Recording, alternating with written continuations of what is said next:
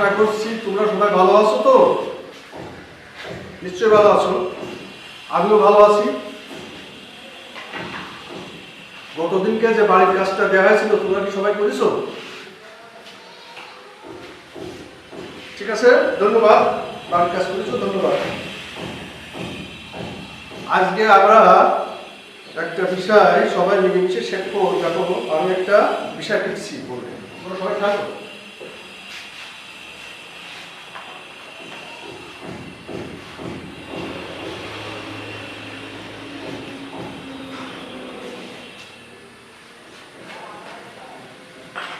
বলো যে এটা কি লিখলাম, বোর্ডে কি লিখেছি তোমরা কি বলতে পারবা? দেখো তো, চেষ্টা করে বলতে পারো কিনা।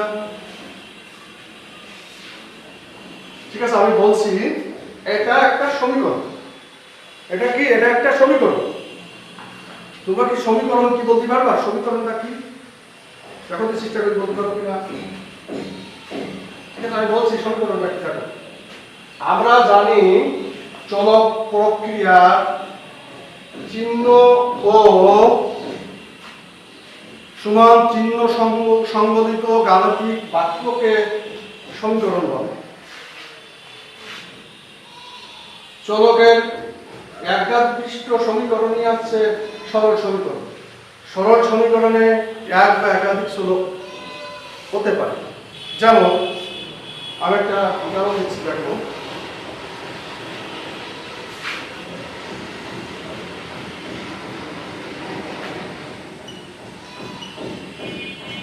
x plus 3 equal to 7 এবং twice y minus 1 equal to y plus 3 ইত্যাদি। এগুলো হচ্ছে সরল সমীকরণ। এই অধ্যায়ে আমরা আজ সরল সমীকরণ নিয়ে আলোচনা করব। সমীকরণটি সমাধান করে চলকের যে মান পাওয়া যায় সেটা হচ্ছে বীজ দ্বারা সমীকরণটি সিদ্ধ হয়।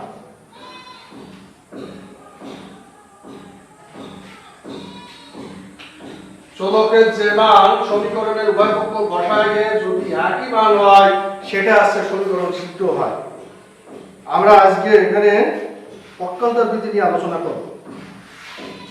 যেমন একটা উদাহরণ দিই।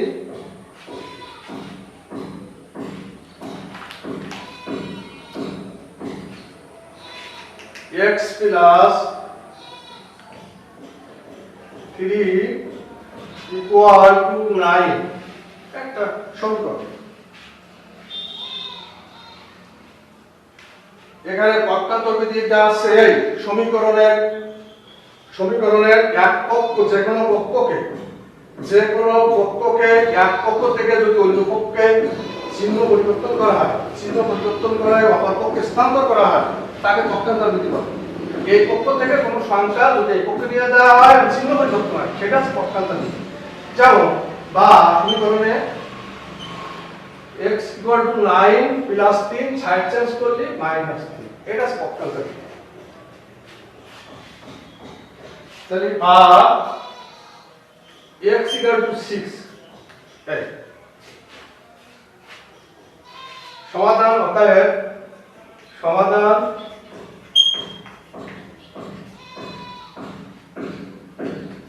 x equal to 6 এটা হচ্ছে পক্ষান্তর করি, এটা পক্ষান্তর।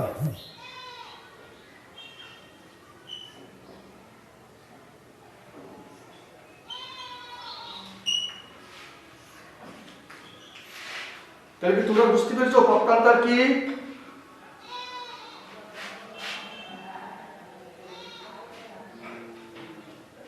তাহলে সমীকরণের যে কোনো পদকে এক পক্ষ থেকে স্থানান্তর করে অপর পক্ষে নিয়ে যাওয়া এবং চিহ্ন পরিবর্তন হয় সেটা আসছে তোমার হচ্ছে পক্ষান্তর বিধি।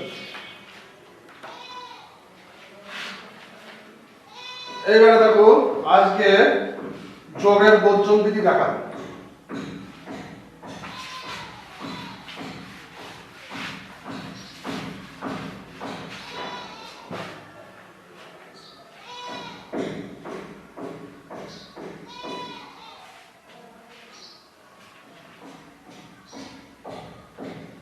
2x plus 3 equal to a plus 3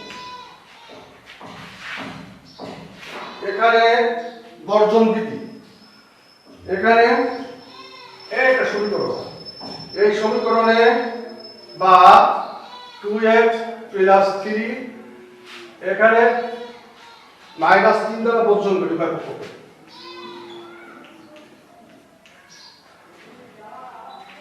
এটা কি লিখবো -3 দ্বারা বর্জন করি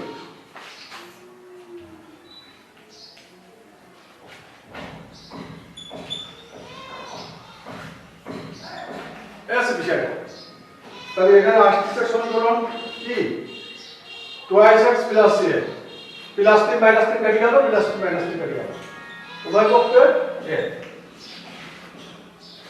plus 3 minus 3 কেটে যায় এখানে plus 3 minus 3 কেটে যায় এটা বর্জন বিধি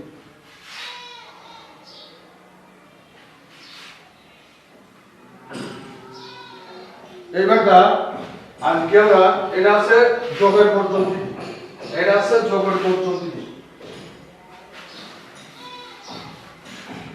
এবার দেখো গুণের বর্জন বিধি শিখবো একটা সমীকরণ দেখো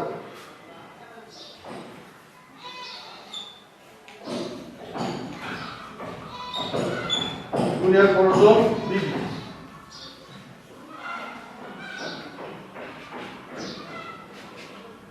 সমীকরণটা দেখো 4 into 2x plus 1 equal to 4 into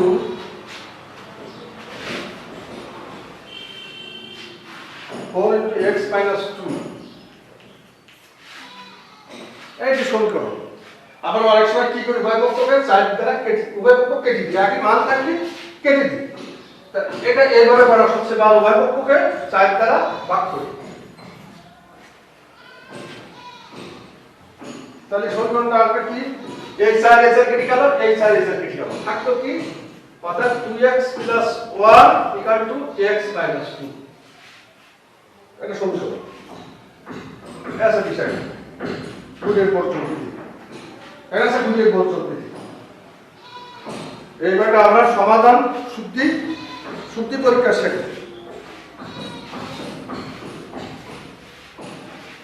তোমরা শুনছো তো ভাই দেখো কলমে দেখো উদাহরণ 2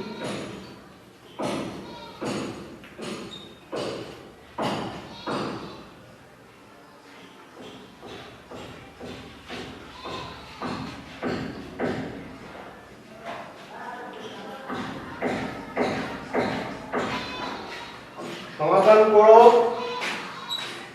ও শুদ্ধি পরীক্ষা করো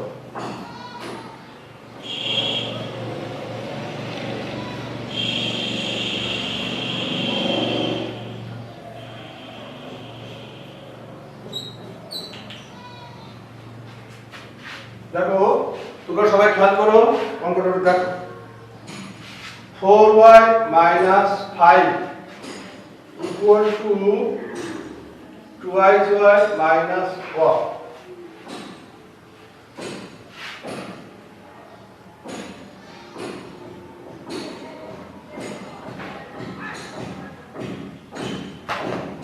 এইবারটা দেখো বা minus 4y plus 2 সাইড শেষ করে দিলি minus 2y হবে এখানে দেখো -1 টাইম পক্ষে আছে আর এখানে -5 আছে এটা যদি পক্ষান্তর করা হয় চিহ্ন পাল্টে যাবে +5 হবে এটা পক্ষান্তর বিধি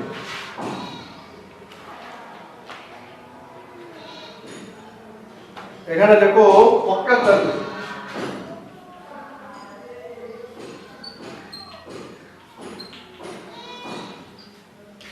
সবাই দেখো এখানে 4y আর ডান পাশে আছে 2y এই 20টা পাশে নিয়ে গেছি 4y plus 2y side change করে -2y হয় আর -1 ডান পক্ষে আছে বাম দিক থেকে -5টা ডান পক্ষে গেলে প্লাস হয়ে গেল এটা আছে পক্ষান্তর দেখো এখানে 4 হচ্ছে কোয়াই ছয় যদি বাদ দেয় তাহলে কোন চিহ্ন বড় প্লাসের চিহ্ন বড় প্লাস 4 এর বড় অর্থাৎ প্লাস কোয়াই এর দিকে যাবে আর এখান থেকে প্লাস 5 তে মাইনাস 1 বাদ দিলে প্লাস 4 থাকবে এবারে দেখো উভয় পক্ষকে উভয় পক্ষকে সাধারণ উৎপাদক 2 দ্বারা বচন করি উভয় পক্ষকে 2 দ্বারা ভাগ করি বা 2 দ্বারা ভাগ করতে হবে অথবা 2 দিয়ে 4 ভাগ করতে হবে 2 দ্বারা ভাগ করতে হবে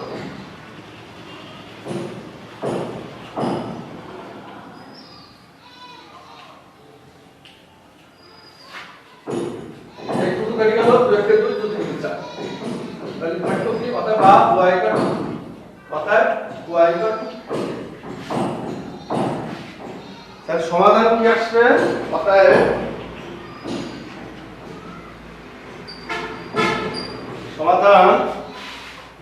সমাধান আসবে y কা 2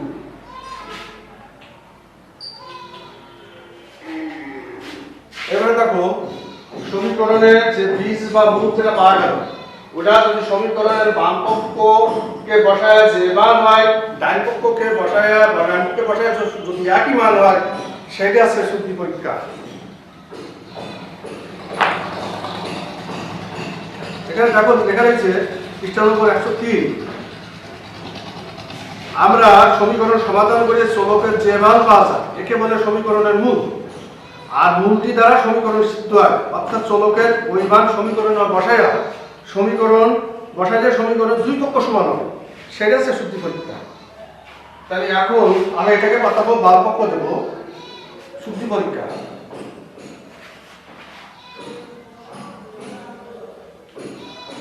শুদ্ধি পরীক্ষা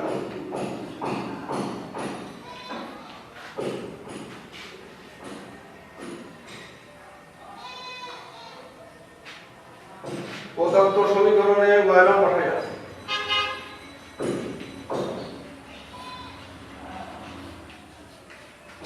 প্রদত্ত সমীকরণে y মান বসাই আছে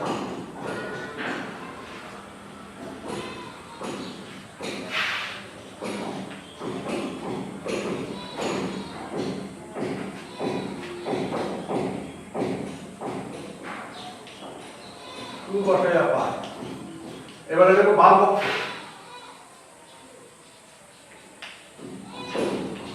বাম পক্ষে কি দেওয়া আছে 4y 5 তাহলে বাম পক্ষটাই পাতাই 4y 5 এখানে y মান কি পাইছি আমরা y মান পাইছি 2 টাই বসাই দেব তাহলে 4 2 5 এবার 4 এর 2 দিয়ে গুণ করো 4 দিয়ে 8 এই দিকে 5 বাদ দাও তাহলে থাকছো কি 3 বাম পক্ষ আছে কি মান বাম পক্ষ আছে 3 আচ্ছা এইবারটা আমরা ডান পক্ষ পাতাবো দেখো আমরা তাহলে এই পার্টটা মুছে দিই মানে তোলাই গেছে তো সবাই আচ্ছা ঠিক আছে আমি এই পাশটা মুছে দিচ্ছি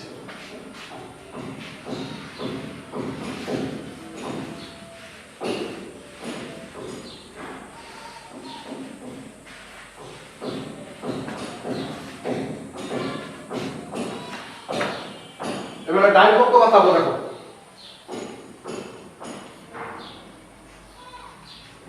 ডান পক্ষ সমান কি 2y minus 1 এখানে y মান বসাই দাও 2 into 2 minus 1 অর্থাৎ 4 minus 1 সমান 3 তাহলে সমীকরণটি বাম পক্ষ সমান ডান পক্ষ সমীকরণটি শুদ্ধ হয়েছে অতএব দেখো বাম পক্ষ সমান ডান পক্ষ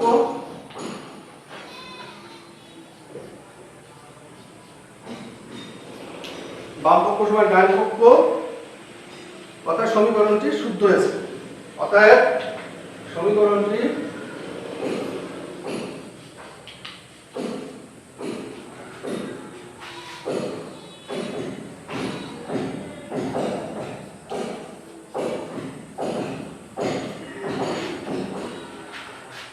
শুদ্ধ হয়েছে তাহলে এই বিষয়ে তোমাদের আর কোনো সমস্যা আছে তোমরা ভালো করে দেখো সবাই বুঝতে পেরেছো তো ঠিক আছে ধন্যবাদ এবার জানি তোমাদের আরেকটা নতুন বিষয় শিখবো আর্গুণান বিধি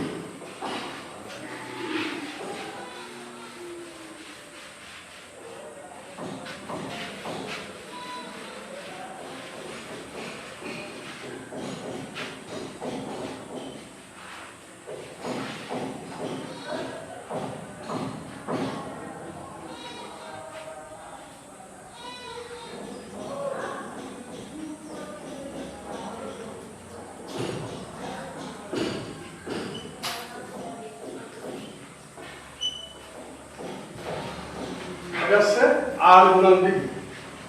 যেমন সমীকরণটা হচ্ছে এরকম,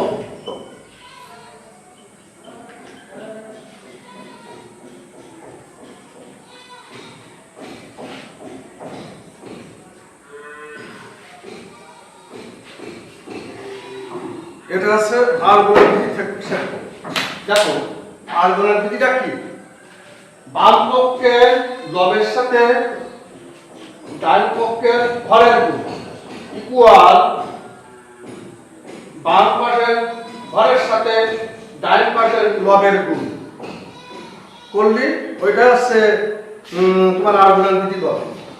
তারা কি বলি, বাম পাশের লবের সাথে ডান পাশের হর গুণ করে সমান, এটা সমান, আর বাম পাশের হরের সাথে ডান পাশের লব গুণ করতে হবে। এই গুণ করলে যা হবে সেটা হচ্ছে আর গুণন বিধি বলে। তাহলে দেখো সংজ্ঞাটা এখানে দেশে, বাম পাশের লব গণিত ডান পাশের হর ইকুয়াল টু বাম পাশের হর গণিত ডান পাশের লব, একে বলা হয় আর গুণন বিধি। দেখো আমি জিনিসটা খুব ভালো করে লিখে দিই বা সমাধান করি। x এর সাথে 3 গুণ করো, x এর সাথে 3 গুণ ইকুয়াল টু এই 2 এর সাথে 5 গুণ, বা 3x সমান 5 দ্বিগুণিত। এটা আর গুণন বিধি। তোমরা সবাই বুঝতে পেরেছো? ঠিক আছে, ধন্যবাদ তোমাদের। এবারে আমি আরেকটা বিষয় শিখবো তোমাদের, সবাই মিলে শিখবো আরেকটা বিষয়, নতুন বিষয় শিখবো প্রতিসাম্য বিধি কি।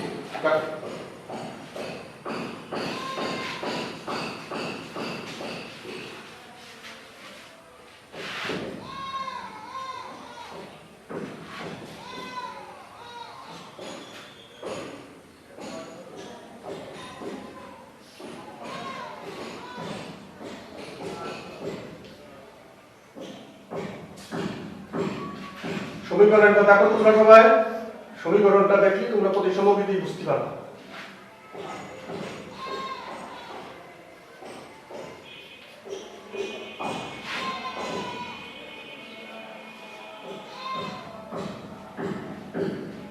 একটা সমীকরণ, এই সমীকরণে একই সাথে বাম পাশের সব সংখ্যাগুলো যদি ডান পাশে নিয়ে যাওয়া হয়, ডান পাশের সংখ্যাগুলো যদি বাম পাশে নিয়ে আসা হয়, সব সংখ্যাগুলো 5x - 8 ডান পাশে আছে, বাম পক্ষে 2x + 1 আছে, এই পাশে সব পদগুলো এই পাশে নিয়ে যাবে, ডান পাশে নিয়ে যাবে, ডান পাশে সবগুলো পদগুলো বাম পাশে নিয়ে আসবে, কোনো চিহ্ন পরিবর্তন হবে না।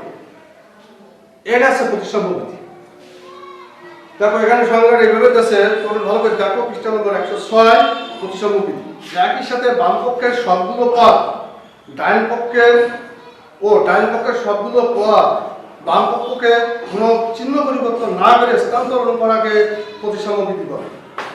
তাহলে বিষয়টা এরকম, 5x - 8 = 2x + 1, এটা কোনো চিহ্ন পরিবর্তন হয়নি। ডান পাশের পদগুলো বাম পাশে নিয়ে এলাম, আর বাম পাশের পদগুলো ডান পাশে নিয়ে এলাম, এটা হচ্ছে প্রতিসাম্য বিধি, কোনো চিহ্ন পরিবর্তন হয়নি, এটা হচ্ছে প্রতিসাম্য বিধি।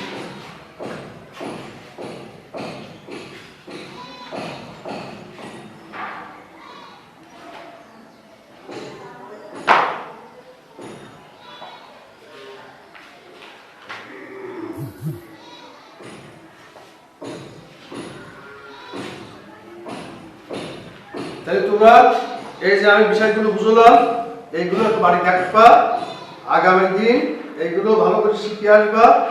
আমি মূল অনুসারী প্রশ্নের একটা অঙ্ক তোমাকে সমাধান করে দিই। এখানে দেখো সপ্তম অধ্যায় 7.1, এক দাগের উপর দেখো,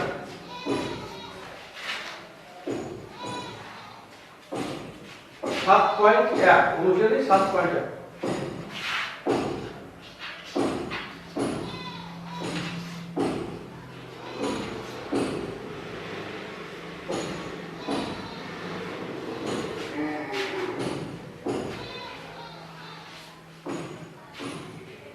অনুসারে 7.1 এক দাগ থাকবে, এটা 4x plus 1 equal to 2x plus 7। এবারে দেখো এক ধরনের বাম পাশে বাদ দিয়ে হবে সমাধান। যখন মাঝখানে উপর থাকবে তখন অবশ্যই বাম পাশে বাদ দিয়ে হবে। এটা আছে পক্ষান্তর করব 4x plus 2x side change করলে -2x হয়ে যাবে। এটা ডান পাশে আছে +7 বাম পাশে +1 আছে সাইড চেঞ্জ করলে -1 হয়ে যাবে। 4x এর 2x বাদ দিলে থাকবে কত 2x। এর এখান থেকে 7 এর 1 বাদ দিলে থাকবে 6। উভয় পক্ষকে 2 দ্বারা ভাগ করে দেওয়া হয়। 2 দিয়ে কাটি গেল 2 কে 2 3 2 গুণ 6। তাহলে বা x = 3। এটা লক্ষ্য করো। এটা 4x বাম পাশে আছে কত 4x + 1 = ডান পাশে আছে 2x + 7। এই ডান পাশে 2x টা বাম পাশে নিয়ে আসলাম। তাহলে চিহ্ন পাল্টে গেল। পক্ষান্তর করি। ডান পাশে আছে 2x ওটা সাইড চেঞ্জ করি বাম পাশে নিয়ে আসলাম ওটা -2x হয়ে গেল। পক্ষান্তর করি। আর বাম পাশে আছে +1 ওটা ডান পাশে নিয়ে গেলাম -1। এটা লেখো পক্ষান্তর করি।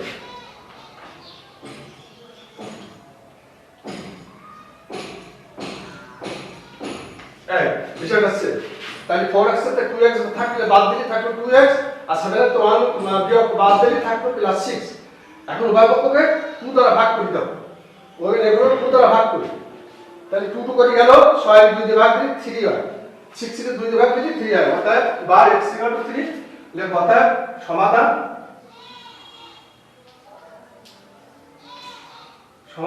x = 3। হ্যাঁ আচ্ছা তোমরা বাড়ির কাজ দেখো। বাড়ির কাজ 2 দাগের থেকে 6 দাগ পর্যন্ত দেখি আসবা। বাড়ির কাজ থাকবে সবাই তুলেছো? সবাই তুলে গেছে তো? ঠিক আছে ধন্যবাদ।